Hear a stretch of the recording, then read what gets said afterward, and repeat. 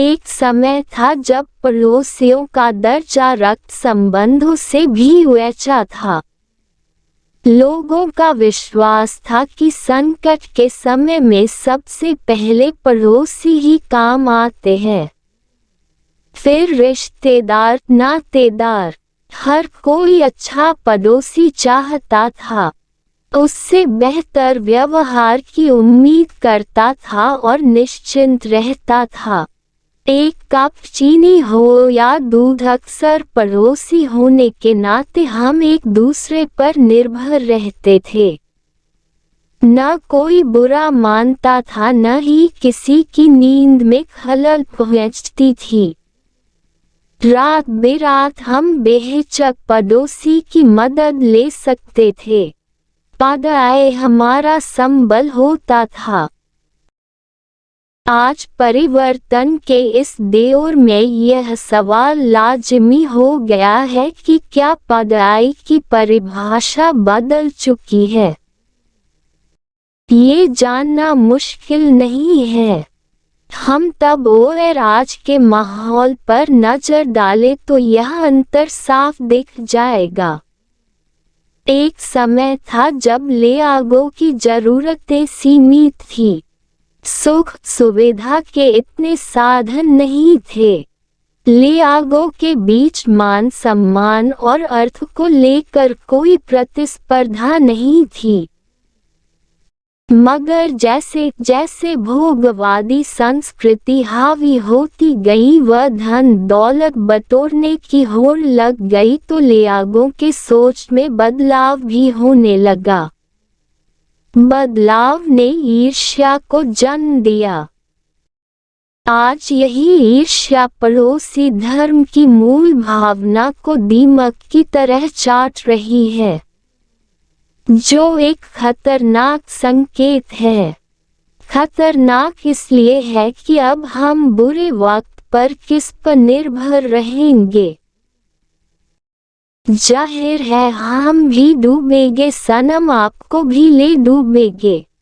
आज पड़ोसियों के बीच ये कहावत चरितार्थ हो गई है, न हम आपके लिए खड़े होंगे न आप हमारे लिए। संकट की घड़ी में हम दोनों परेशान होंगे, जो चिंताजनक है। शहरों की हालत यह है कि ऐसी कोई विपदा जिसमें पड़ोसी की जान आफत में पड़ने वाली हो, कोई जल्दी हाथ नहीं लगाता। एक सज्जन के घर में सांप निकला, वे चिल्लाते रहे, कोई सामने नहीं आया। आया कब? जब उन्होंने अपनी जान जोखिम में डालकर उस सांप को डंडे से मार दिया। यही गांव में होता तो पूरा गांव एक आवाज पर लाठी लेकर उस सांप पर टूट पड़ता। माना कि शहरियों को सांप मारने की आदत नहीं होती तो भी फर्ज तो बनता है कि उसके आवाज पर खड़े हो जाए। यहाँ तो कोई घर से निकला ही नहीं। शादी हो या कोई अन्य मांगलिक अवसर, पड़ोसियों को नेता न दिया जाए तो बुरा मान जाते हैं। वही किसी मृतक को कंधा देना हो तो 100 बार सोचेंगे। उन्हें लगेगा ऐसा करके उनके स्वयं के कामों का हर्ज होगा। किसी की दुकान छूटेगी तो किसी का काम। आज का पड़ोसी सोचेगा यह उनका निजी मामला है, लिहाजा रिश्तेदार नातेदारों का फर्ज बनता है कि लाश को कंधा लगाए। वे इन मौके पर चेहरा दिखाकर लुप्त हो जाएंगे। इंतजार करेंगे तो 13वीं के भोज का, नहीं मिला तो मोहल्ले में निंदा पुराण का पाठ करेंगे।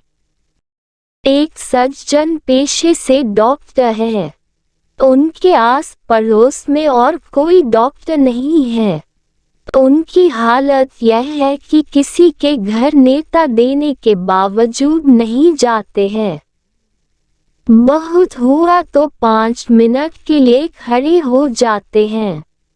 किसी मृतक की अर्थी के साथ चलना है तो 2 कदम चलकर वापस अपने क्लिनिक चले जाएंगे। कहावत है कि हमें कम से कम 4 लोगों से अवश्य मित्रता रखनी चाहिए, ताकि मरने पर शमशान घाट ले जाने में आसानी हो।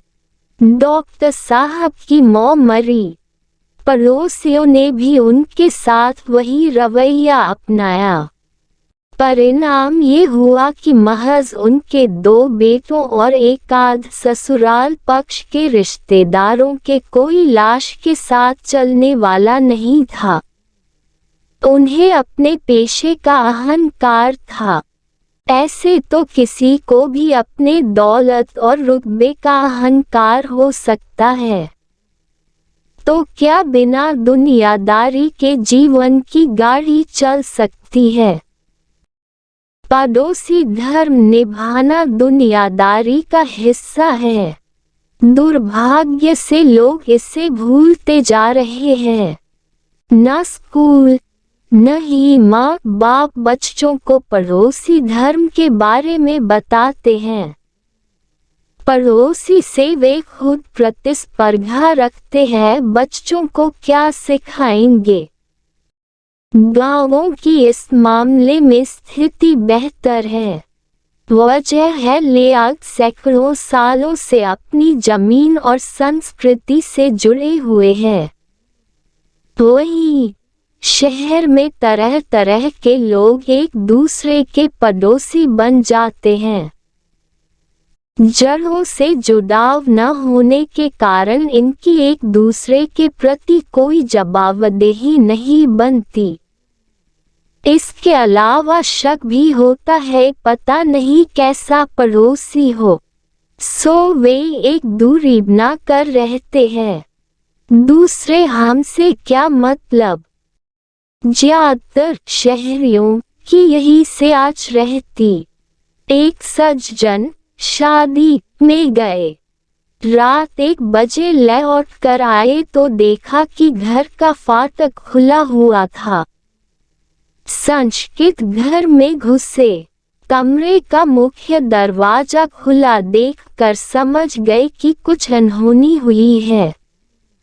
ऐसा हुआ भी, चोर गहने रुक के यहाँ तक कि एलईडी टीवी तक उठा ले गए। सवाल उठता है कि क्या किसी की नज़र उस घर में होने वाली आवाजाही पर नहीं पड़ी होगी? अवश्य पड़ी होगी, मगर वही खुदगर्ज सोच कि हमसे क्या मतलब। पहले ऐसा नहीं था। जरा सा संदिग्ध गतिविधि देखी नहीं कि तुरंत अपने घरों से निकलकर लोग वस्तुस्थिति का जानकारी लेते थे। क्योंकि पड़ोसी उनका अपना होता था, उनकी उसके प्रति जवाबदेही होती थी। कल जब पड़ोसी उलाहना देगा तब उसका कैसे सामना करेंगे? यह उनके लिए लज्जाजनक था। साथ में अपराध बोध होता था, सो अलग। आज किसी को ऐसा कुछ महसूस नहीं होता है। कभी किसी लड़की की शादी होती थी तब सबसे पहले पड़ोसी ही अपना घर खाली करके देता था। बहन जी, आपके रिश्तेदारों को रहने में दिक्कत होगी। मेरे पास 2 कमरे खाली पड़े हैं, आप चाहे तो ले सकती है।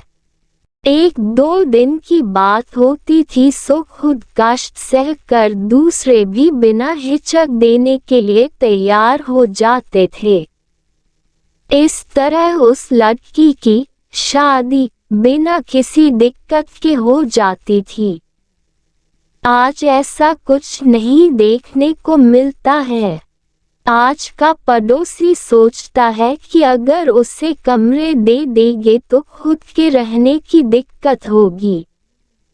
4 लोगों की आवाजाही है तो गंदगी फैलेगी। घर का फाटक हमेशा खुला रहेगा। चोरी चकारी का भय बना रहेगा आदि। बेशक हम कह सकते हैं कि हमारे पास वक्त नहीं है। महानगरों में ऐसा है भी। 10-12 घंटे काम करके आदमी थका मादा घर आता है, त्याय सिवाय थकान मिटाने के और कुछ नहीं सोचता। उसे कल की चिंता रहती है। ऐसे में वह पड़ोसियों के यहाँ होने वाले किसी लफड़े में फंसना नहीं चाहता। उसे लगता है बिना वजह समय बर्बाद हैगा। काम सिर्फ काम, यही दिनचर्या होती है लोगों की। तभी तो कोई दुर्घटना होने पर कोई जख्मी के लिए समय नहीं देता। सभी को अपने काम की चिंता होती है। क्या यह उचित है? एक संवेदनशील इंसान इसे कभी भी तर्कसंगत नहीं ठहरा सकता। अपनी नींद को तोड़कर अगर हम किसी पड़ोसी की मदद कर दे क्या जाएगा? कुछ नहीं, उल्टे एक आत्मसंतोष होगा कि हम किसी की काम आए। ऐसा करके हम भविष्य के लिए एक अच्छा पड़ोसी तैयार करेंगे। उसका फल वैसे ही होगा जैसे पेड़ लगाने से हमें होता है।